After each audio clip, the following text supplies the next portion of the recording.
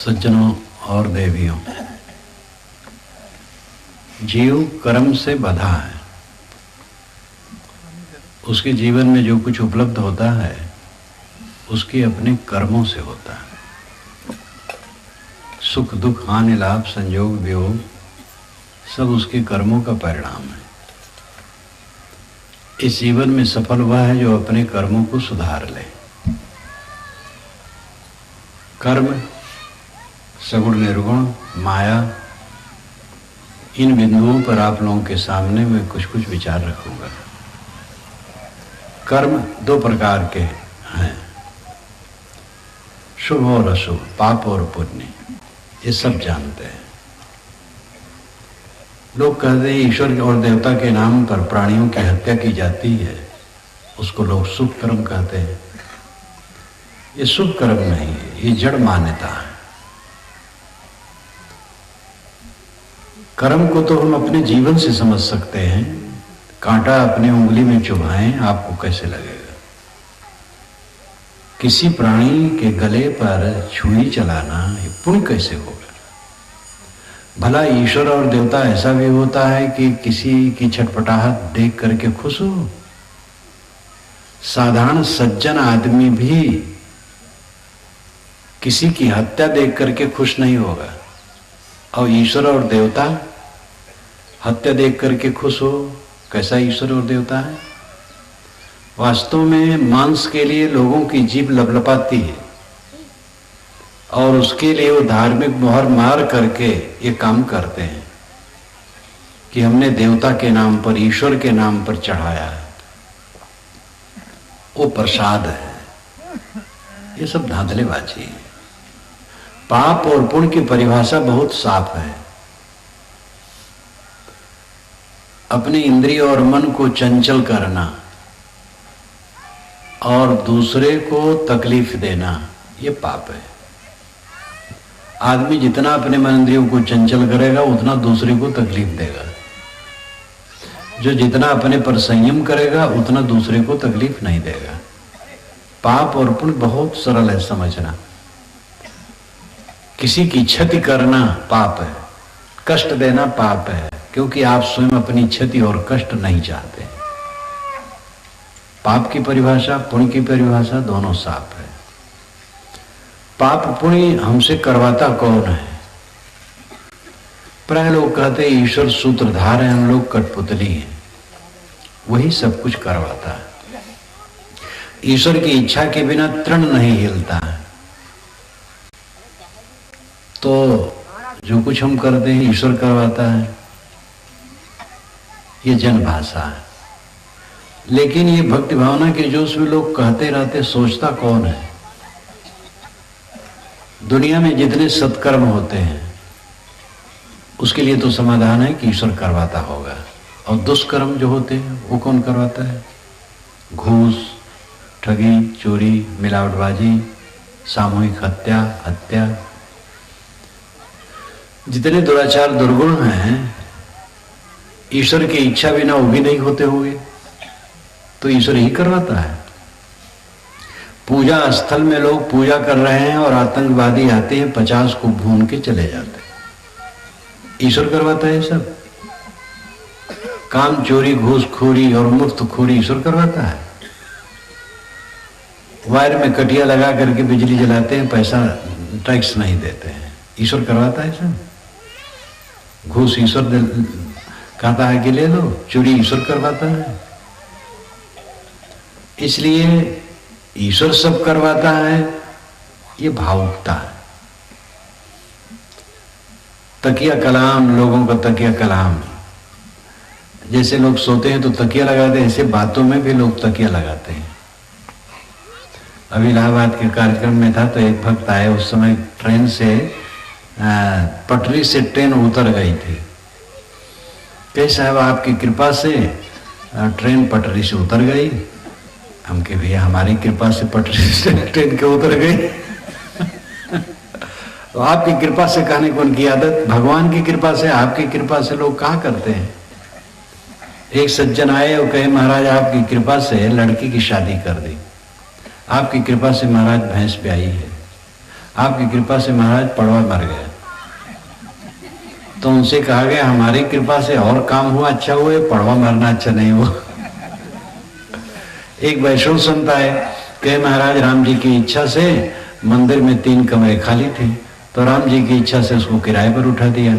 राम जी की इच्छा से किराएदार किराया नहीं देता है। तो मैंने कहा जब राम जी की इच्छा से नहीं देता तो क्या बुरा करता है। तो तकिया कलाम है, बस कहते जाते सोचते नहीं। अगर ईश्वर सब करवाता है तो आप दोषी नहीं हैं। ईश्वर किसी से कुछ नहीं करवाता है।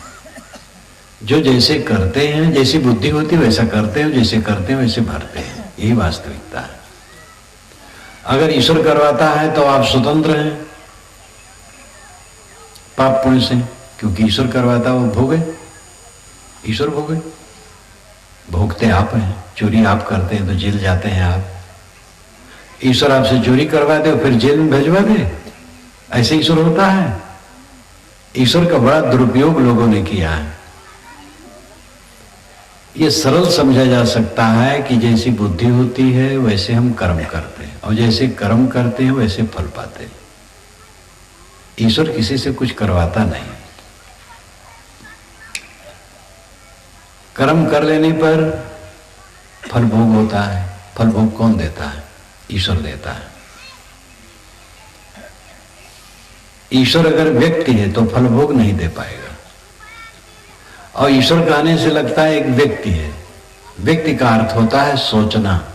व्यक्ति होता है वो सोचता है, और सोच करके वो क्रमशः काम करता है। ये व्यक्ति का लक्षण है। अगर ईश्वर व्यक्ति है तो कर्म फल भोग नहीं दे पाएगा। असंख्य जीव क्षण क्षण देह धरते और छोड़ते हैं। केवल मनुष्य तो जीव नहीं है, कीड़े पतंगे भी जीव हैं। असंख्य जीव क्षण क्षण देह धरते और छोड़ते हैं। ईश्वर अगर व्यक्ति है तो सबको कर्म फल भोग कैसे दे पाएगा? क्रम से देगा। एक किसान 1 एकड़ में गेहूं बोता है, और हर दाना को, हर बीज को सारी योग्यताओं के संपन्न होने पर करोड़ों करोड़ों एकड़ के बीज एक साथ उग जाएंगे। किसान व्यक्ति है, और प्रकृति का नियम व्यक्ति नहीं है, नियम है। ईश्वर अगर व्यक्ति है तो कर्म फल भोग नहीं दे पाएगा। वस्तुतः ईश्वर नियम है। जैसे कि ऋतु, खाद, पानी, बीज, सारी योग्यता संपन्न हो गई, बीज उग गए। ये नियम से होगा, प्रकृति का नियम है। तो नियम से असंख्य दाने उग जाएंगे। और व्यक्ति अगर करेगा तो एक एक करेगा, तो कैसे होगा? ईश्वर व्यक्ति नहीं है, नियम ईश्वर है। वो नियम स्वयंभू है, अनादि से है, अनंत है, जिसको वैदिक भाषा में ऋत कहते हैं। ऋतस्य तंतुम विततम। ऋत के तंतु सर्वत्र परिपूर्ण है, नियम सर्वत्र परिपूर्ण है। कर्म फल भोग कर्मों के नियमों से होता है। आप ज्यादा भोजन करेंगे तो पेट खराब होगा, कोई आपका पेट खराब नहीं करेगा। ज्यादा भोजन करेंगे तो पेट अपने आप खराब हो जाएगा। संतुलित करेंगे तो ठीक रहेगा। बहुत कम खाएंगे तो कृषित हो जाएंगे। ठंडी गर्मी के ज्यादा सेवन करेंगे शरीर में विघ्न आ जाएगा। संतुलित करेंगे तो विघ्न नहीं आएगा। ईश्वर विश्वव्यापी नियम है, वो व्यक्ति नहीं है। पाप और पुण्य, पुण्य का फल सुख होता है, लेकिन पाप का फल दुख होता है। दुख से सब बचना चाहते हैं, कहते हैं ईश्वर क्षमा कर देगा। सभी मतों में क्षमा कराने की बात चलती है। ईश्वर कैसे क्षमा कर देगा? एक आदमी ने चोरी की, 10 लाख का रुपया, 10 लाख रुपए का सामान लाया चोरी में, और 2000 का सामान, मिठाई, कपड़ा, नगद, फूलमाला लेकर के मंदिर में गया और भगवान की पूजा की और कहा भगवान क्षमा कर दो, और उसका पाप कट गया, क्योंकि भगवान को घूस मिल गया, कमीशन। वो काट दिया। कैसे काट देगा? जो ईश्वर चोरी करने से चोर को नहीं रोक पाया, वो चोरी कर्म के दुख को कैसे काट सकता है? ये विचार कीजिए। आदमी इस पर नहीं विचार करता है। ईश्वर के विषय में तो विचार करना ही कांप जाता है। इतना धमका दिया है पंडितों ने, महात्माओं ने, मौलवियों ने, पादरियों ने। ईश्वर के विषय में, महात्मा के विषय में, धर्म के विषय में तुम प्रश्न नहीं कर सकते हो। प्रश्न करोगे तो नास्तिक हो, काफिर हो, और धर्म के क्षेत्र में बहुत अनर्थकारी है।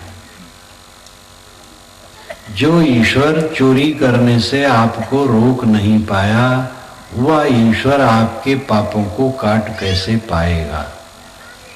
आपके पास में एक बैठा व्यक्ति प्याज खा रहा है। प्याज खाने के बाद उसको दुर्गंधी की डकार आती है, परेशान है, आपसे कहता उसको काट दीजिए। कैसे काट देंगे? आप पहले रोक सकते थे, प्याज उसके हाथ से छीन लेते, फेंक देते, न खाने को पाता। अब खा लिया तो उसकी दुर्गंधी की डकार कैसे रोक पाएंगे? ईश्वर जब पहले चोरी करने से रोक नहीं पाया, तो चौरत्व कर्म के फल को कैसे रोक पाएगा? लेकिन आदमी अपने को धोखा देने में लगा रहता है। व्यक्ति ईश्वर की कल्पना अपनी सुविधा के लिए किया गया है। व्यक्ति ईश्वर नहीं, नियम ईश्वर है। नियम में क्षमा नहीं होती, व्यक्ति में क्षमा होती। जरा ध्यान दीजिए इस पर, खास बात इसी में है। नियम में क्षमा नहीं होती, व्यक्ति क्षमा करता है। एक व्यक्ति को मैंने गाली दी, वो व्यक्ति है, वो क्षमा कर सकता है। मुझे गाली ना दे, मुझे कोई कष्ट ना दे, लेकिन मैंने आग में हाथ रखा तो आग जला देगी, उसका नियम है जलाना। गहरे पानी में उतर गए तो डूब सकते हैं, उसका नियम है डुबाना। नियम में क्षमा नहीं होती है, व्यक्ति में क्षमा होती है। और व्यक्ति में कोप होता है। कोप कृपा दोनों व्यक्ति में होती है, लेकिन नियम में न कृपा है न कोप है। आप नदी में स्नान करने जाएं, नदी जबरदस्ती आपको नहीं डुबाएगी, लेकिन आप उतर गए गहरे पानी में, तैरना नहीं जानते हैं तो डूब जाएंगे, वो बचा भी नहीं पाएगी।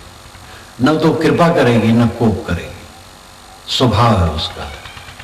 आग के पास आप बैठे हैं तो आग आपको पकड़ करके अपने में समेट के नहीं जलाएगी, लेकिन अगर उसमें पड़ गए तो जला देगी, बचाएगी नहीं, क्योंकि वो अचेतन है, उसका नियम है जलाना। कर्मों का फल वो ऐसे है, जो हम कर्म करते हैं उसका परिणाम हमारे सामने आना पक्का है। इसलिए क्षमा कराने की जो चेष्टा है वो अपने को धोखा देना। क्षमा कराने का न सोचो, ये सोचो कि अब ऐसा बुरा काम नहीं करेंगे। बुरा काम छोड़ देने से उसका फल भी ठंडा हो जाता है। कितने हिस्ट्री सीटर हैं, जब वो चोरी करना छोड़ देते हैं तो बहुत दिनों के बाद थाने से उनका नाम कट जाता है और पुलिस उन पर विश्वास करने लगती है। गलत काम छोड़ देने से रास्ता बदल जाता है। लोग पाप का कर्म करना भी चाहते हैं और उसका फल भोगना नहीं चाहते हैं, और इसके लिए धार्मिकों ने बहुत बड़ा बंदोबस्त कर दिया है, सभी धर्मों में, सभी संप्रदायों में, कि अमुक नदी में नहा लो पाप कट जाए, अमुक नाम ले लो पाप कट जाए, अमुक मंत्र जप लो पाप कट जाए। गायत्री मंत्र कभी बुद्धि को सत्प्रेरणा देने के लिए कहा गया था। ऋग्वेद में लगभग 2500 गायत्री मंत्र है, 2500 से कुछ कम है। उसी में एक प्रसिद्ध गायत्री मंत्र है जो विश्वामित्र की रचना है। ऋग्वेद के 3रे मंडल की रचना विश्वामित्र या उनके अनुगामियों द्वारा हुई है, और 7वें मंडल की रचना वशिष्ठ और उनके अनुगामियों द्वारा हुई है। तो विश्वामित्र की रचना यह है, तत्सवितुर्वरेण्यं भर्गो देवस्य धीमे धियो यो नः प्रचोदयात्। उस सविता देवता का हम ध्यान धारण करते हैं जो हमारी बुद्धि को प्रेरता है। ओम भूर्भुवः स्वः पीछे मिलाया गया, ऋग्वेद में ओम भूर्भुवस्सुवः नहीं, तत् सवितुर से, तत् वह सवितुर सविता, सविता उसे कहते जो अभी उगा ना हो, ऐसा सूरज। उदयात पूर्वभावी सविता, उदयास्तमय वर्ती सूर्य है, ये साणाचार्य ने भाष्य किया है। उदय के पूर्व सूरज को सविता कहते हैं और उदय से अस्त तक को सूर्य कहते हैं। तो अभी उदय नहीं हुआ है सूर्य, उसकी उपासना में विश्वामित्र के कंठ से मंत्र निकला, तत् सवितुर वरेण्यम, उस सविता, वह सविता वरेण्यम वर्ण करने योग्य, स्वीकारने योग्य है। भर्गो देवस्य, वह शुद्ध स्वरूप देवता का धीमे हम ध्यान धारण करते हैं। यो जो धियो मेरी बुद्धि को प्रचोदयात् प्रेरता है। सूरज उगता है और सारे संसार को जगा देता है, प्रेरणा देता है, शक्ति देता है, ऊर्जा देता है। इसलिए सूर्य प्रकाश स्वरूप होने की वजह से ज्ञान का मानो प्रतीक है। कितना सुंदर उपदेश है। लेकिन वर्ण व्यवस्था कायम होने पर इसे दीक्षा में मंत्र के रूप में स्वीकारा गया और ओम भूर्भुवस्सुवः मिलाया गया। तब से इसकी महिमा बढ़ गई और इतनी बढ़ाई गई कि दिन का पाप जितना है शाम को गायत्री जपो कट जाए और रात भर का पाप सुबह जपो कट जाए। गुरु पत्नी के साथ गमन, हत्या, चोरी, डाका, बदमाशी, जो कुछ भी किए हो गायत्री जपो कट जाए। खूब गायत्री का दुरुपयोग किया गया। ऐसे राम नाम का दुरुपयोग, ऐसे अन्य का, एक जगह की बात नहीं, एक वर्ग की बात नहीं, एक संप्रदाय की बात नहीं, सब जगह कमजोर आदमी होते हैं और उनके मन को तसल्ली देने के लिए गुरु लोग ऐसा प्रपंच कर देते हैं कि कर्म सिद्धांत ढीला हो जाता है। गंगा में नहाने से तर जाए, अयोध्या में शरीर छोड़ देने से तर जाए, काशी में शरीर छोड़ देने से तर जाए, अवध तजे तन नहीं संसारा, चारि खानी जग जीव अपारा, अवध तजे तन नहीं संसारा। गोस्वामी जी कहते हैं चार खाने के जीव, मच्छर भुनगा कोई भी हो, जो अयोध्या में शरीर छोड़ देगा वो संसार में नहीं आएगा, मुक्त हो जाएगा। अभी कितनी गलत बात है। वही गोस्वामी जी जब तीर्थों से घबराए तब लिखे, सुर सदनन तीरथ पुर निपट कुकाज कुलाज, मनो मवासे मारी कल राजत सहित समाज। सुर सदनन देव मंदिरों में, तीर्थों में, पुरियों में निपट कुकर्म कुलज्जा पूर्वक काम हो रहे हैं। मानो कलिकाल सेना लेकर के, किला रोप करके तीर्थों में बैठा है। ये गोस्वामी जी कहे जब तीर्थों से घबराए। इसीलिए किसी की भी वाणी हो विचार पूर्वक ग्रहण करनी योग्य है। मान लेने से काम नहीं चलेगा, जानो तब मानो। भटक गए धर्म के नाम पर, बड़ा बड़ा भटकाव है। धर्म के नाम पर जितनी झूठाई है, वकील, व्यापारी, राजनेता बदनाम है अपनी झूठाई के लिए। वकील बहुत झूठ बोलता है, नेता झूठ बोलते हैं, व्यापारी झूठ बोलते हैं, धार्मिक उससे ज्यादा झूठ बोलते हैं। अब अपने झूठ पर वो पूजे जाते हैं। जितना झूठ बोले उतना पूजे जाए। हमारे गुरु जी 500 वर्ष के हैं, ये कह देने से लोगों में दबदबा हो जाता है और ये झूठ है। 100 वर्ष से कम में लोग मर जाते हैं, कोई कोई 100 से ऊपर जाते हैं। इसलिए कई 100 वर्ष, 1000, लाख, करोड़ वर्ष कोई नहीं जीता है। गुरु महाराज एक ही समय में कई जगह दिखाई देते हैं, झूठी बात है। गुरु जी मुर्दे को जिला देते हैं, जो चाहे सो कर दें, ये सब बकवास है।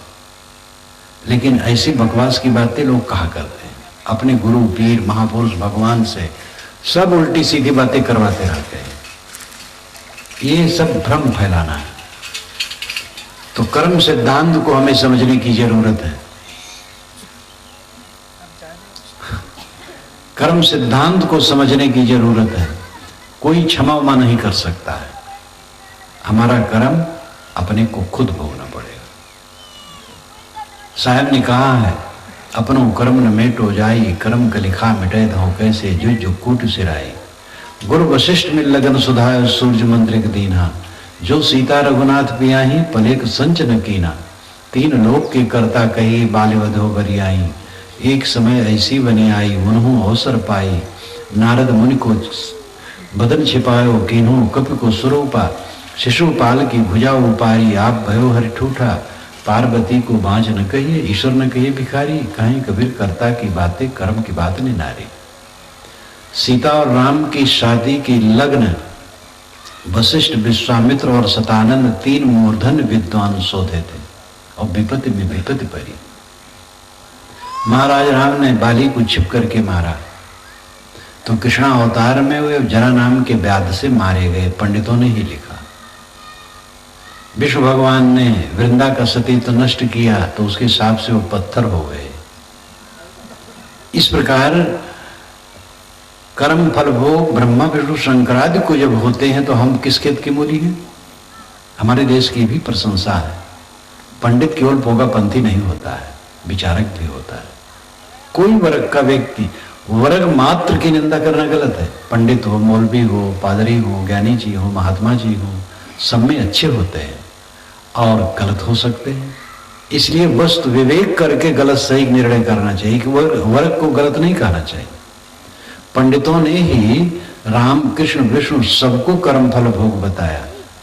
श्री कृष्ण महाराज ने शिशुपाल की भुजा उखाड़ दी बचपन में, भुजा उखाड़ी नहीं, उनके गोद में गया और एक भुजा निकल गई, अतिरिक्त भुजा। तो कहते हैं कि जगन्नाथ में भगवान लूले बैठे, क्योंकि उन्होंने शिशुपाल की भुजा उखाड़ ली थी तो लूले हो गए।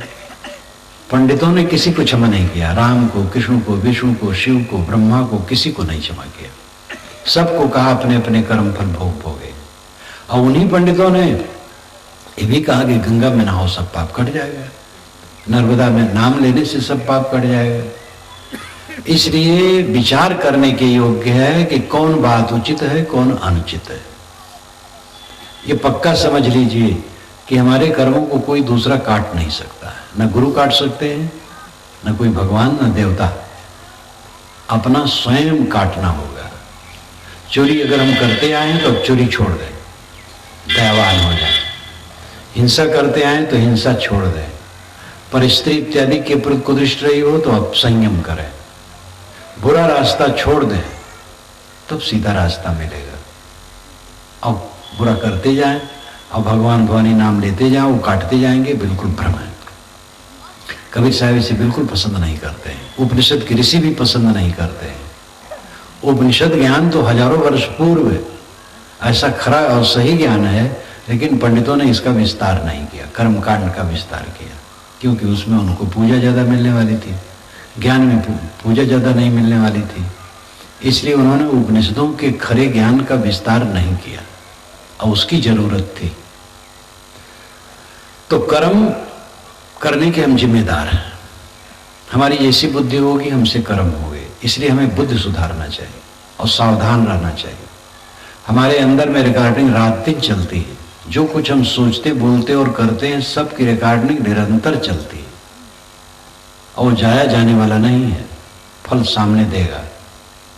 ऑटोमेटिक अंदर में यंत्र चलता है। जो हम सोचते हैं, बोलते हैं, करते हैं, उनकी रिकॉर्डिंग रात दिन चलती, वही खाती बनती है, वही सुख और दुख देती है।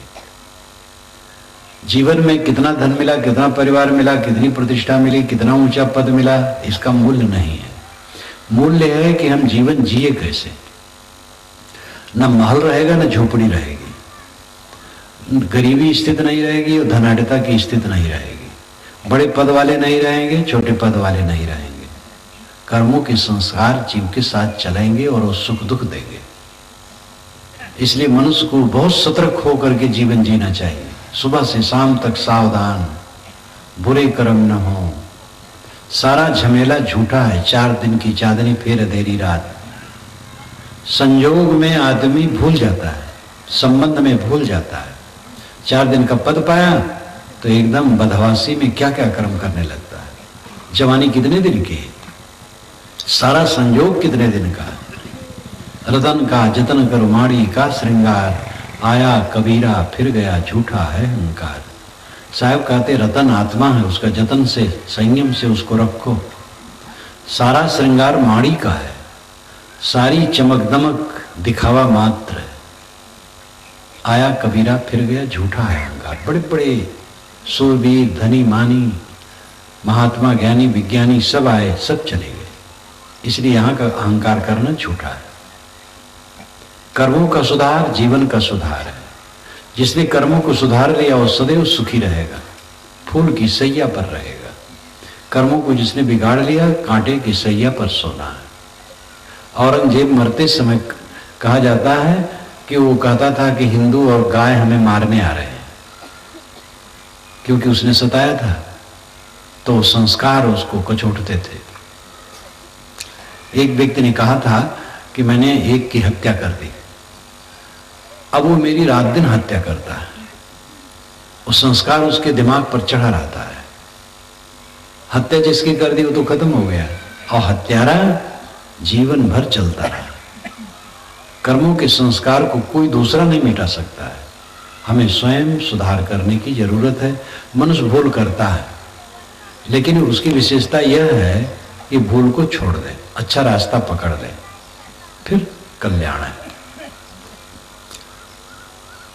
माया, भगवान की माया हमें नचाती है, ये भी खूब कहा जाता है। एक सज्जन से कहा सत्संग में आइएगा, कि हाँ महाराज क्या करूं, ईश्वर ने ऐसी माया डाली है कि छुट्टी नहीं। तो मैंने कहा ईश्वर से दूर होना चाहिए, फिर बहुत झंझटी है ईश्वर। फिर तो हंसने लगे। ईश्वर ने माया डाली है अपने आप के ऊपर कि आपने अपने ऊपर खुद माया डाली है? आप तंबाकू खाते हैं, ईश्वर ने खिलाया है? बीड़ी पीते हैं, सिगरेट पीते हैं, गुटखा खाते हैं, ईश्वर ने नहीं खिलाया। किसी लड़के से कोई लड़का मोह करने लगा, दोनों पक्ष के लोग बुरा मानते हैं, गांव में तनाव हो गया। ये दुर्घटना किसने पैदा की? ईश्वर ने नहीं, वो लड़के का व्यामोह है, लड़की का व्यामोह है। उसे सावधान होना चाहिए। ईश्वर का दोष देना बिल्कुल बेकार है। ईश्वर की माया सबको भटकाती है, इसका बड़ा प्रचार है। अपनी बला ईश्वर पर डाल देते हैं, ईश्वर ने कर लिया। एक मकान मालिक मुझे ले गए, नए नए बनाए थे। महाराज ये मैंने बनवाया, वो मैंने बनवाया, वो मैंने बनवाया। तो एक जगह दीवार फटी थी। मैंने कहा कि दीवार फट गई? कि हाँ महाराज ईश्वर की ऐसी ही मर्जी थी। तो मैंने कहा जितना अच्छा बनवाया वो आपका, जो फट गया ईश्वर का। जो कुछ बनवाए तो कहे मैं बनवाया। जब पूछा कि फट गया तो कहे ईश्वर की उससे मर्जी थी, ईश्वर ने बिगाड़ दिया आकर के। ईश्वर का ऐसा लोग टेक बना लिए हैं कि जा बेजा उसको खोजते रहते हैं और ईश्वर को समझते नहीं। विष्णु पूजनीय योग्य है। विष्णु क्या है? विष्णु विष धातु से बनता है। विष नाम प्रवेश करना। पूरे ब्रह्मांड में नियम प्रविष्ट है, वो विष्णु है। और सब घटों में आत्मा प्रविष्ट है, वो विष्णु है। आदिदैविक विष्णु, आदि भौतिक विष्णु, आध्यात्मिक विष्णु। विष्णु को हम तीन भागों में कर सकते हैं। आदिदैविक विष्णु है प्रकृति के नियम, चांद, सूरज, तारे, हवा, पानी, समुद्र, नदियां, झरने, ये सब गतिशील है। इनमें नियम है, प्राकृतिक नियम है। वो नियम विष्णु है, उनको समझना चाहिए। विष्णु जो प्रवेश करे, सब जगह प्रविष्ट हो। इसको ऋग्वैदिक भाषा में ऋत कहा गया। ऋत सर्वत्र है। आदि भौतिक विष्णु है, जैसे प्राणियों का समूह है, भूतनाम प्राणी। यहां देखो विष्णु भगवान बैठा है, इतना विशाल विष्णु भगवान। सहस्रीर्षा पुरुषा सहस्राक्ष सहस्रपाद सभूमि विश्वतो वृत्तात् तिष्ठत् दशांगुलम। हजारों हाथ पैर सिर ग्रीवा विष्णु के हैं। ये समाज विष्णु है, और जो अलग अलग व्यक्ति हैं मानो उसी के अंग हैं। ये आदि भौतिक विष्णु है। प्राकृतिक नियमों को समझना, भटकना नहीं। पानी कौन बरसाता है? भगवान। नहीं बरसा रहा है तो गाली देते हैं। कुछ लोग हवन तर्पण करते हैं, कीर्तन करते हैं कि पानी बरसे। आपके हवन तर्पण और कीर्तन से पानी नहीं बरस सकता है। पानी बरसने की जितनी शक्तियां वो जड़ है, उनको ज्ञान नहीं है। जब उनमें स्वाभाविक नियम बैठ जाएगा तो बरसेगा, चाहे आपको हानि हो या लाभ हो।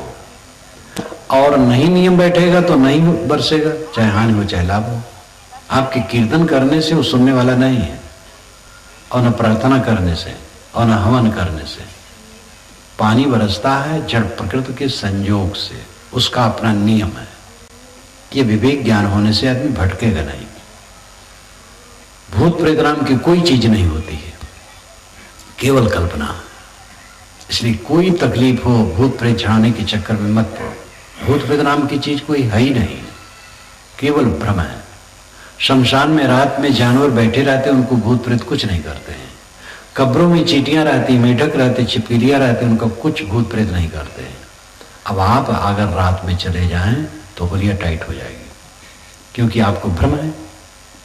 भूत प्रेत नाम की कोई चीज नहीं। अंग फड़कने से कोई हानि लाभ नहीं होता, चाहे दाहिना फड़के चाहे बायां फड़के। ये वाय विकार है।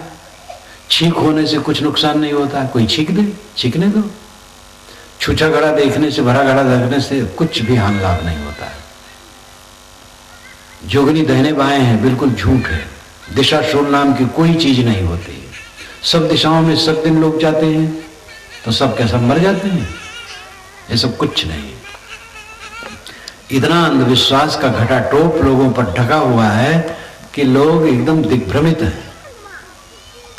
ये सब नियम को न समझने से ऐसा भ्रम है। विश्व के नियम को समझना, जड़ चेतन के भेद को समझना चाहिए। कोई देवता आपके ऊपर आकाश में तैरता नहीं जो आपको चढ़ बैठे।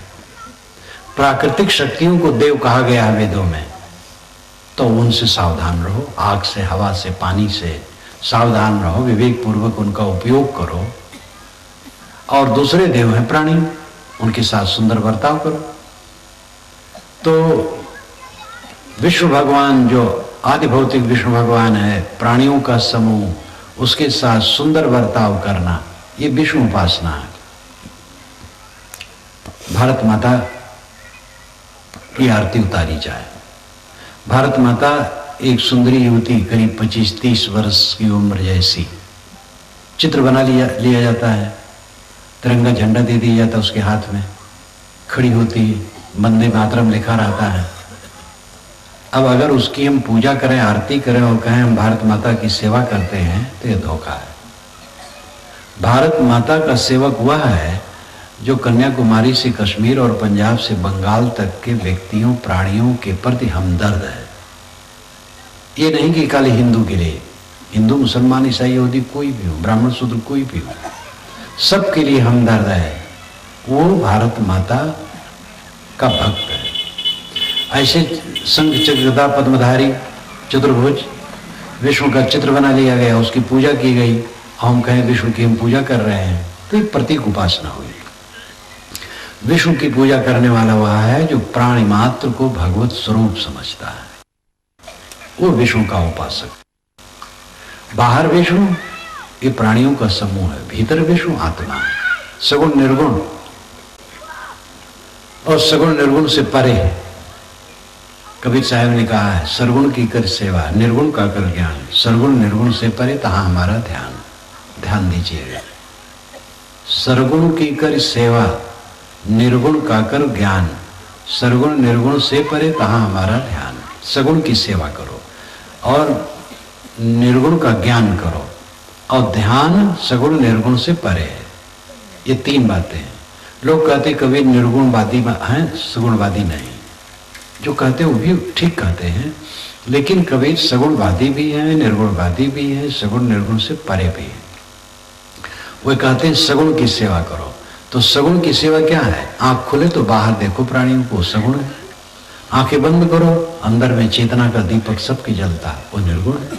भीतर निर्गुण है, बाहर सगुण है। बाहर सेवा होती है और भीतर ज्ञान होता है। सगुण की सेवा करो, निर्गुण का ज्ञान करो। आंखें खुले, सुबह नींद खुले, घर में माता पिता, पत्नी, भाई, बच्चे, नौकर, स्वामी, जानवर भी जो पाले हो, सबको भगवत स्वरूप समझो। सगुण भगवान के दर्शन। पड़ोसी को देखो, सगुण भगवान है। लोग कहते हैं पड़ोसी को देख करके पसर भर खून घट जाता। एक सज्जन ने मुझसे कहा, महाराज हमारा पड़ोसी इतना खराब है, उसको देखता हूँ तो मेरा एक पसर खून घट जाता है। तो मैंने कहा आपका खून सब थोड़ी देर में खत्म हो जाएगा। पड़ोसी में आप भगवान नहीं देखते तो भगवान आपको कहां दिखाई देगा। आंखें खुलें, प्राण मात्र को भगवत स्वरूप समझो, उनके साथ हमदर्दी का व्यवहार करो। ये सगुण भगवान की सेवा है। और निर्गुण आत्मा है, उसका ज्ञान करो। संतों भक्तों सज्जनों के पास जाओ, जो उसके महर्मी हैं, उनसे पूछो कि मैं कौन हूं। अंतर में जो ज्ञान की ज्योत जलती वो क्या है? क्या भौतिक पदार्थों में ज्ञान तत्व है? मिट्टी पानी आग हवा में ज्ञान तत्व नहीं है। Oxygen hydrogen nitrogen phosphorus radium इत्यादि में भी चेतना नहीं है। चेतना एक स्वतंत्र गुण है, ज्ञान एक स्वतंत्र गुण है, और गुण द्रव्य में रहता है। चेतना और ज्ञान रूपी गुण जिस द्रव्य का है उसी द्रव्य को हम चेतन, जीव, रूह, सोल, आत्मा, ब्रह्म इत्यादि कहते हैं। सादा शब्द जीव है, उसके साथ ब्रह्म आत्मा सब कुछ कहा जाता है। तो सबके अंदर में जो बैठा है चेतन तत्व, वो निर्गुण ब्रह्म है, वही निर्गुण है। उसका ज्ञान करना चाहिए। जिंदगी बीत जाती है, अपने का होश हवास नहीं, मैं कौन हूं।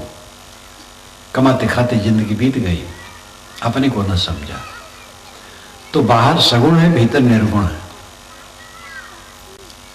इसलिए सगुण निर्गुण में कोई विवाद की जरूरत नहीं है। एक पंडित जी एक जगह मिलने आए, मैं जब वहां पहुंचा तो मिलने आए। मैंने कहा कुशल मंगल? कहे महाराज कुशल है, बस इतनी ही फर्क है कि आपके भक्त लोग निर्गुण हैं, हम लोग सगुण हैं, तो आपस में झगड़ते रहते हैं। वो विनोदी थे जरा कि हम लोग मैंने बातचीत तर्क वितर्क करते रहते हैं। तो मैंने कहा पंडित जी सगुण निर्गुण में कोई झगड़ा नहीं होना चाहिए। तो मैंने उनको उदाहरण सुनाया। दो भाई थे, परस्पर बड़ा प्रेम था, आगे चल करके दुश्मनी हो गई। स्वार्थ को लेकर दुश्मनी होती है, बंटवारा हो गया, पंचलोक सभी चीजों को बांटे। एक भाई ने कहा गुरु जी को भी बांटो, हम दोनों एक गुरु के शिष्य हैं, अब हम दुश्मन के साथ गुरु की सेवा नहीं कर सकते। भाई नहीं, ये दुश्मन है। लोगों ने कहा गुरु जी को कैसे बांटे? तो एक बुजुर्ग पंच थे, कह देखो देखो भाई, दो भाई हैं, गुरु भी मनुष्य, उनके दो पैर होंगे और पैर ही पूजे जाते हैं। तो गुरु का दाहिना पैर बड़े भाई को, बायां पैर छोटे भाई को दिया जाता है। गुरु जी के पैर बट गए, गुरु जी को पता नहीं। 6 महीने के बाद जब गुरु जी आए, बड़े का दरवाजा पहले पड़ता था, बैठे और लाया थाली, लाया पानी, लाया, दाहिना पैर धोया। गुरु जी ने बाएं पैर भी उनके सामने कर दिया, हाथ में लग गया, तो ऐसे उसी लोटे से बाएं पैर में जोर से मारा। कहा महाराज एक दुश्मन का पैर आपने हमारे हाथ में लगा दिया। वो बेचारे भगे लगड़े लगड़े। छोटे ने कहा महाराज क्या हुआ? तो बताए। कहा मेरे पैर को उसने लोटे से तोड़ा है, तो उसका पैर मैं कुल्हाड़ी से काटूंगा। गुरु जी के दाहिने पैर को कुल्हाड़ी से काटने के लिए कुल्हाड़ी लेने गया, तो गुरु जी भाग करके एक साकट के घर में छिपे कि भैया ऐसे भगत से साकट अच्छे। चाहे कहानी काल्पनिक हो, बातों को समझाने के लिए हो, लेकिन ऐसे लोग हैं सगुण निर्गुण का झगड़ा करते हैं। सगुण निर्गुण का झगड़ा नहीं है, बस वो आंतर और बाह्य इतने स्वरूप है। बाह्य स्वरूप सगुण है, आंतर निर्गुण है, तो झगड़ा किसका?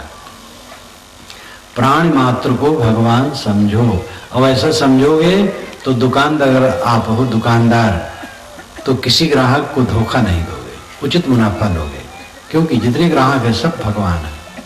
आप क्लर्क और अफसर हैं तो ऑफिस में बैठेंगे, आप सोचेंगे हमें तनख्वाह मिलती है, घूस नहीं लेंगे, मिलावटबाजी नहीं करेंगे, किसी को तकलीफ नहीं देंगे। अपने कार्य क्षेत्र में आपको असली भगवान मिलता है। लोग घर में पूजा करते हैं, देखो पूजा करने वाले कम हैं, कुछ लोग हैं घर में पूजा नमाज कर लिए, और जब दुकान पर ऑफिस में और अपने कार्य क्षेत्र में जाते हैं तो वहां फिर भगवान से कोई मतलब नहीं। घर में पूजा कर ली और भगवान को संपुट में बंद कर दिए, और कहीं महाराज आप यहीं रहिएगा, ऑफिस में ना आइएगा, दफ्तर में दुकान में ना आइएगा। तो ये भगवान की भक्ति नहीं है। असली भगवान की भक्ति कार्य क्षेत्र में, जहां हम कार्य करते हैं जो प्राणी मिलते हैं उनके साथ सुंदर बर्ताव, ये असली भक्ति है। तो बाहर विष्णु भगवान ये प्राणियों का समूह है, और भीतर विष्णु भगवान आत्मा है। सर्वगुण की कर सेवा, निर्गुण का कर ज्ञान। सगुण बाहर है, उनकी सेवा करो। सेवा सबकी कोई नहीं कर सकता है। आदमी हानि किसी की ना करे तो सबकी सेवा हो जाएगी, और फिर जो बन सके सेवा भी करे। और निर्गुण अपना आत्मा है, उसका ज्ञान करे। और ध्यान ये दोनों से ऊपर है, उसमें न सेवा है न ज्ञान है, क्योंकि सेवा इंद्रिय संबंधित है और ज्ञान मन संबंधित है। जब इंद्रियां शांत हो गई और मन शांत हो गया तब ध्यान लगता है। ध्यान का अर्थ माना जाता है कि कोई चित्र को अपने दिमाग में लेना ध्यान है, ज्योतिनाथ बिंदु का दिमाग में लेना ध्यान है। ये पहला ध्यान है, माना जाएगा। आदमी एक बार की छत पर नहीं पहुंच पाता है, जीना से एक एक स्टेप चलते चलते पहुंचता है। इसलिए किसी साधक को पहले किसी महापुरुष के चित्र का ध्यान करना बुरा नहीं। जिसमें आपकी श्रद्धा है ऐसे महापुरुष का चित्र अपने दिमाग में ले लें और उसमें मन को रोकें। ये पहला ध्यान है। आंखें बंद करें। बंद आंखों में जो दिखाई दे अंधकार प्रकाश, उसी में मन को रोकें। ये दृष्टि हो गई। मेरी एक पुस्तक है, ध्यान क्या है, बहुत छोटी सी पुस्तक है। उसको आप मनन करें तो ध्यान के विषय में काफी समाधान मिलेगा। सांस अपने आप आती जाती है। सांस पर मन ठहरा करके सांस को सोचना और कुछ न सोचना, ये स्वर योग है। एक बिंदु की कल्पना कर ली हृदय में और उसी में मन को बराबर लगाते हैं, ये बिंदु योग है। कुछ लोग दोनों कानों में उंगली डाल करके नाद सुनते हैं। जब हम उंगली डालते हैं तो अंदर की झंझनाहट आती है, नसों की जो झंझनाहट है, वो नाद सुनते हैं तो बाहर की बातें भूल जाती हैं। ये नाद योग है। तो साकार योग, दृष्टि योग, स्वर योग, बिंदु योग, नाद योग, ये सब क्रिया योग है। योग में जो सहायक हो क्रिया योग है, लेकिन अंतिम ध्यान है सारे विचारों को छोड़ देना। पतंजलि महाराज ने कहा योगश्चित्त वृत्ति निरोध, चित्त की वृत्तियों का निरोध योग है।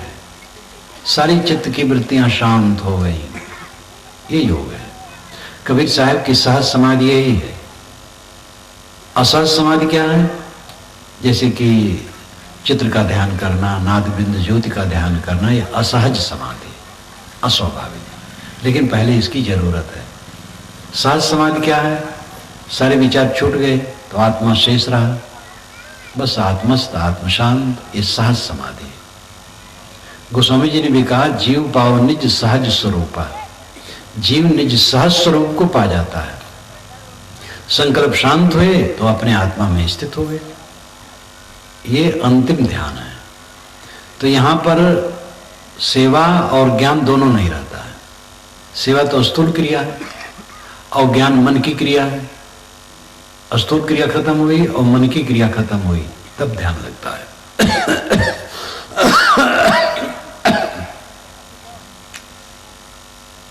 इसलिए सरगुण निर्गुण से परे तहां हमारा ध्यान। साहब कहते सगुण निर्गुण से परे जब पहुंच जाते तब ध्यान होता है।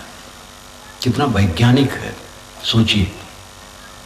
सगुण की सेवा करो, प्राणियों की सेवा करो, निर्गुण का ज्ञान करो, यानी आत्मा का ज्ञान करो, समझो पूछो। और ध्यान दोनों से परे है। वहां इंद्रियां शांत और मन शांत, संकल्प शून्य, एकदम निस्तब्ध निशब्द। निस्तब्ध का मतलब है हिलना डुलना नहीं, और निशब्द का अर्थ है स्मरण न चलना। ख्यालात चलेंगे तो उसमें शब्द चलते हैं।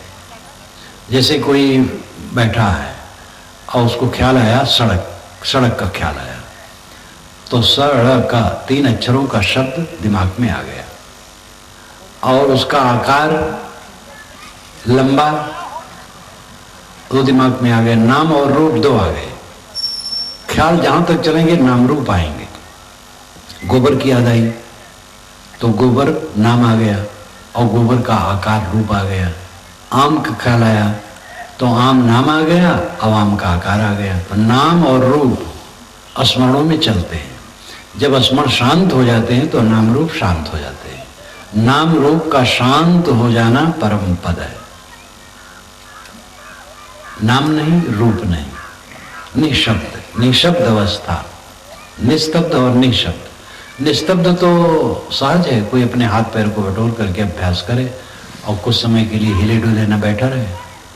निशब्द होना बहुत बड़ी बात है। संकल्प शून्य हो जाना, प्रपंच शून्य, ये अंतिम अवस्था सहज समाधि। ये सगुण निर्गुण से परे है। तो साहब ने तीनों का आदर किया। सगुण की सेवा करो, निर्गुण का ज्ञान करो और सगुण निर्गुण से ऊपर उठ करके ध्यान में पहुंच जाओ। तो किसी का तिरस्कार नहीं हुआ। हमारा जीवन क्षणिक है। जो कुछ मिला है आगमा पाई है, कुछ रहने वाला किसी का नहीं है। मानव जीवन की सार्थकता अपने स्वरूप को पहचानना, यानी आत्मा को पहचानना, कर्मों को सुधारना। जितना जंजाल परंपरा में है उनको समझने की जरूरत है, उसमें भटकना नहीं। हम परंपरावादी हैं और परंपरा से स्वतंत्र भी हैं। परंपरा लेकर के कोई बिल्कुल चल नहीं सकता है और परंपरा छोड़ करके भी कोई चल नहीं सकता है। देखो, हम जो बोल रहे हैं ये शब्दों की परंपरा पहले से आई है, उसी में बोल रहे हैं। स्वयं अक्षर बनाएं, लिपि बनाएं, शब्द बनाएं तो कौन समझेगा, और सब बना भी नहीं सकते हैं। इसलिए परंपरा से हमें कितना धन मिला हुआ है। लिपि मिली है, भाषा मिली है, शब्द योजना मिली है, वाक्य योजना मिली है, और इससे हम अपना काम करते हैं। ट्रेन पर लखनऊ में बुक कर दिया सामान, बॉम्बे में उतर गया, थोड़े दाम में पहुंच गया। अब हम कहें कि नहीं, हम यहाँ से बॉम्बे तक लाइन बिछाएंगे और ट्रेन बनाएंगे, तब माल ले जाएंगे, ये कैसे संभव है? तो हमारे ऋषियों ने, पूर्वजों ने, औलियों ने, महात्माओं ने जो परंपरा में ज्ञान धन दिया है उसका तिरस्कार करना दुर्भाग्य होगा। उसको हम छोड़ कैसे सकते हैं? उनका बहुत बड़ा उपकार है। हजारों हजारों वर्षों से ऋषियों, मुनियों, योगियों, औलियों, पीरों, पैगंबरों ने जो रास्ता दिखाया है उसमें ज्ञान का बहुत माल टाल है, उसका आदर करना चाहिए। लेकिन उसमें कूड़ा कचरा भी भर गया है। इस संसार का स्वभाव है, दो नंबर का माल बीच में आ जाता है, उसको छांटना आपका काम है। कोई पुस्तक स्वतः प्रमाण नहीं है, कोई भी पुस्तक स्वतः प्रमाण नहीं है, कोई व्यक्ति स्वतः प्रमाण नहीं है, विवेक से प्रमाण है। युक्त युक्तम उपादेयम वचनम बालकादत अन्य तृणमेव त्याज्यम प्लुतं पद्मजोनिना। युक्त पूर्वक वचन बालक के भी प्रिय है, अयुक्त वचन ब्रह्मा का है तो भी नहीं माना जा सकता है। युक्त युक्तम बचो ग्राहम बालादब सुखादब, युक्तहीनम बचस्त्याज्यम वृद्धादब सुखादब। युक्त पूर्वक वचन बालक और तोते के भी माने जाएंगे, और युक्तहीन वचन सुखदेव स्वामी का है और बूढ़ा का है तो कैसे माना जाए? 2-2 5 कोई बूढ़ा का है कैसे माना जाएगा? 2-2 4 बच्चा का है तो भी मान लिया जाएगा। इसलिए शास्त्र प्रमाण की दुहाई देना गलत है। वैदिक परंपरा में 55 मुद्दे हैं जिसको कलिवर्ज कह करके पंडितों ने आज से 1000 वर्ष पूर्व त्यागने की राय दी है। कलिवर्ज नाम की पुस्तकें बनी है, संस्कृत में है, अब आज से 1000 वर्ष पूर्व बनी है। उसमें लिखा गया है ये कलिवर्ज है, कलिकाल में नहीं चलता, और सब वैदिक मुद्दे हैं। 55 मुद्दे हैं। नियोग से बच्चा पैदा कर देते वैदिक युग में, कलिवर्ज में लिखा है नियोग से बच्चा नहीं पैदा करना चाहिए, गलत है। दूसरी स्त्री दूसरे पुरुष से बच्चा पैदा कर लिए, ये वैदिक युग में मान्य था। स्वामी दयानंद सरस्वती ने भी नियोग को माना है, लेकिन आज समाज कोई खुल करके नियोग नहीं किया। चुप तो कोई भी कर सकता है, लेकिन ये मान्यता आज नहीं है जैसे पांडव इत्यादि की उत्पत्ति नियोग से हुई है खुल करके, ऐसा नियोग से आज कोई भी नहीं स्वीकारता है। ऐसे कई बातें 55 मुद्दे हैं जो त्याग दिया गया है। तो कैसे माना जाए कि शास्त्र में जो लिखा है सब मान लिया जाना चाहिए? सभी मतों में शास्त्र की बातों को सब नहीं मान पाते, आगे छोड़ते हैं। और परंपरा की कितनी बातें छोड़ी जाती हैं। और फिर जो स्वस्थ बातें हैं उसको छोड़ना तो आत्महत्या करना है। वेद शास्त्रों में, कुरान में, बाइबल में और भी अन्य ग्रंथों में कितने ऐसे वचन हैं जो दो दो चार हैं, हीरे मोती की तरह हैं। उसका हम निरादर करें तो अपने हाथ अपने पैरों को काटना है। और परंपरा में हमें कंजूस नहीं होना चाहिए। परंपरा में कौन अपना है कौन पराया है? कोई अपना पराया नहीं है, सब अपने हैं। इसमें अपना पराया कौन है? अल्लाह, मुसलमान लोग अल्लाह कहते हैं, अरबी भाषा का शब्द है। अल और इलाह, ये दो पदों को मिलकर के अल्लाह शब्द बनता है। अल कहते आदरणीय को, और इलाह पूज्य। अल इलाह अल्लाह, अल आदरणीय, इलाह पूज्य। और ऋग्वेद का पहला मंत्र है अग्निमीले पुरोहितम यज्ञ से देव मृतजम होतारम रत्न धात्मम। तो पहला शब्द है अग्निमीले, उसमें दो पद है, अग्निम और ईले। शाणाचार्य ने भाष्य किया है अग्नि नाम कम देवम ईले अस्तोम ईड़ अस्ततापित धातु। अग्नि नाम का तो देवता है और ईले नाम अस्तुत योग्य, क्योंकि ईड़ अस्तुत परक धातु है। ईड़ ईल इलाह एक बात है, ध्यान दीजिए। मुसलमानों का इलाह, अब आपके वेद के मंत्र का पहला, ऋग्वेद का पहला मंत्र का पहला शब्द अग्नि मिले, अग्नि और ईले, ईल इलाह ईले एक बात, और अर्थ वही है पूज्य। अग्नि नाम कम देवम ईड़े अस्तोम, अग्नि नाम का देवता है और ईल नाम अस्तुति योग्य, पूजा योग्य। दो कहां हुआ? देवेश कृतो दुआ, अरबी में दुआ का अर्थ होता है प्रार्थना करना, आशीर्वाद देना, शुभ कामना करना। वेद में वही अर्थ में, वही उच्चारण में दुआ है। देवेश कृतो दुआ, हम देवता की दुआ करते हैं। ये वेद में लिखा, ऋग्वेद में लिखा है, जो सबसे प्रामाणिक वेद ऋग्वेद है उसमें लिखा है। घुटने टेक करके मुसलमान लोग नमाज पढ़ते हैं। वैदिक ऋषि घुटने टेक करके बारंबार प्रार्थना करते हैं। वशिष्ठ जी सरस्वती नदी के तट पर बैठ करके, घुटने बैठ करके प्रार्थना करते हैं। ये ऋग्वेद में आता है और अनेक जगह आता है। ये मैंने अपने वेद में लिखा है, मेरी पुस्तक वेद क्या कहते हैं। चारों वेदों के 121 संदर्भों में चारों वेदों के विषय रखा गया है, और आप उसको देखें तो वेद का रहस्य समझ सकते हैं। तो पराया कौन है? यहाँ मुसलमान लोग मक्का जाते हैं तो वहाँ एक इहराम क्रिया होती है अलग से, तो उसमें बाल मुड़वा लेते हैं और कपड़ा पहनते जैसे हम लोग पहने हैं, नीचे लुंगी और ऊपर चद्दर। और उस समय जीव हत्या वर्जित है, सब प्रकार का विषय विलास वर्जित है। अगर बधिक किसी जानवर के पीछे दौड़ रहा है तो इहराम क्रिया वाला नहीं बताएगा कि जानवर इधर गया है, पूरा अहिंसकी होता है, हिंसा से दूर। ये इहराम क्रिया मुसलमान लोग मक्का में करते हैं। और वासस और उत्तरी दो परिधान, लुंगी को वासस कहते हैं संस्कृत में, और उत्तरी चद्दर।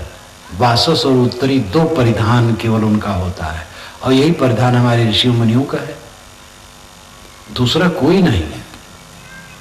ये तो बढ़ते बढ़ते एक दूसरे को दुश्मन मानने लगे अपने अज्ञान से। अब क्या शिया सुन्नी आपस में लड़ते हैं, और वैष्णव शैव लड़ते हैं, रामानंदी और रामानुजी लड़ते हैं अयोध्या में, कबीरपंथी भिन्न शाखा वाले लड़ते हैं। ये अविवेक है। शाखा पर शाखा बढ़ाते शाखा हो जाना अस्वाभाविक नहीं है, दुनिया का स्वभाव है, शाखा पर शाखा बढ़ती है, लेकिन सब में सत्यता एक है, इस चीज को समझना चाहिए। इसीलिए कबीर साहब ने कहा, भाई रे दुई जगदीश कहाँ पे आया, कहो कोने बोराया, अल्लाह राम करीमा केशव हरि हजरत नाम धराया। गाना एक कनक ते गाना यामे भाव न दूजा, कान सुनन को दुई कर था पे एक नमाज एक पूजा। वही महादेव वही मोहम्मद ब्रह्मा आदम कहिए, को हिंदू को तुरुक कहावे एक जिमी पर रहिए। वेद किताब पढ़े हुए कुतबा वे मुलना हुए पाड़े, बेगर बेगर नाम धराए एक मिट्टी के भाड़े। एक कहता मैं पाड़े हुए, एक कहते हैं कि मैं मौलवी हूं। एक वेद पढ़ता है, एक किताब पढ़ता है। मूल बात में अंतर कहाँ है? कौन पराया है, कौन अपना है? सारी पुस्तकें मनुष्यों की रचनाएं हैं, ये समझ लीजिए। कोई पुस्तक आकाश से नहीं आई है। कोई महापुरुष मनुष्य है, केवल अलौकिकता, केवल भ्रांति है। कोई संप्रदाय सत्य का एकाधिकारी ठेकेदार नहीं है। इस संप्रदाय से मोक्ष होगा, इससे नहीं होगा, बिल्कुल धोखा है। कबीरपंथी हो जाने से मुक्ति होगी, वैष्णव होने से मुक्ति नहीं होगी। और वैष्णव की मुक्ति होगी, कबीरपंथी की नहीं होगी। और इस्लाम स्वीकार कर ले तो स्वर्ग चले जाएंगे, गैर इस्लामी स्वर्ग नहीं जाएंगे। स्वर्ग नरक सब अपने कर्मों से है, ये व्यक्तिगत विषय है। हिंदू हो, मुसलमान हो, वैष्णव हो, कबीरपंथी हो, आर्यसमाजी हो, वेदांती हो, कोई भी हो, जिसका मन निर्मल है स्वर्ग है। स्वर्ग का अर्थ ही होता है अपने में लौट आना। स्वर्ग अपने में लौट आना स्वर्ग है। आत्म संतुष्ट हो जाना स्वर्ग है। वैकुंठ विकुंठ हो जाना, कुंठा रहित, कॉम्प्लेक्स फ्री, कोई कुंठा नहीं। गांठें सब कट गई अहंकार की, वैकुंठ हो गई। मोक्ष मोह का क्षय है। मोह क्षय मोक्ष, मोह का क्षय हो गया, मोक्ष हो गया। ये व्यक्तिगत विषय है, संप्रदाय का विषय नहीं। हर संप्रदाय में उत्तम मध्यम कनिष्ठ होते हैं। तो ये दादागिरी संप्रदायों की जो है, कबीर साहब ने इससे बहुत नफरत किया, बहुत डांटा है। जैसे कि जात पात मान करके मानवता में छिन्न भिन्न करना, ये दुर्भाग्यपूर्ण है। वैदिक ऋषि कभी छूत छूत नहीं माने हैं। चारों वेदों में अछूत कोई होता है कहीं नहीं लिखा है, बल्कि ये लिखा है समानी प्रभा सौवर्ण भागा। हमारी पौशाला एक हो, हम एक साथ भोजन लें। छूछूत नाम की कोई चीज नहीं। लेकिन आगे चल करके बहुत पाखंड बढ़ा लिया गया, ऊंच नीच की भावना। इसी पर जैसे ईश्वर साहब ने कटाक्ष किया है, वैसे संप्रदायों पर कटाक्ष किया है। कोई संप्रदाय सत्य का ठेकेदार नहीं है। सत्य सबका अपना आत्मा है। गुरु की जरूरत है, गुरु के बिना काम ना होगा। अगर हमें साइकिल का पंचर बनाना है तो कोई उस्ताद बताएगा, तब ठीक से हम उसको कर पाएंगे। हर काम के लिए गुरु की जरूरत होती, कल्याण के लिए गुरु की जरूरत है। लेकिन वो गुरु किस संप्रदाय का है, इससे मतलब नहीं। आपको संस्कृत सीखना है, इंग्लिश सीखना है, तो ब्राह्मण है कि शूद्र है कि मुसलमान है कि हिंदू है, इससे क्या मतलब है? इंग्लिश ठीक से जानता हो, संस्कृत ठीक से जानता हो, उससे पढ़ करके ज्ञान होगा। इसलिए ज्ञान की जरूरत है, कोई व्यक्ति हो। ऐसे गुरु की जरूरत है, तो गुरु किसी संप्रदाय से मतलब नहीं रखता है। किसी संप्रदाय में गुरु हो, अगर वो पूर्ण है, कबीर साहब ने कहा पूरा साहेब से ये सब विद पूरा होए, ओछे से ने लगाए के मूलो आवे खोर। पूरे साहेब की सेवा करो तो सब प्रकार का आपका कल्याण होगा। छिछले से प्रेम लगाओगे तो मूल भी खो जाएगा।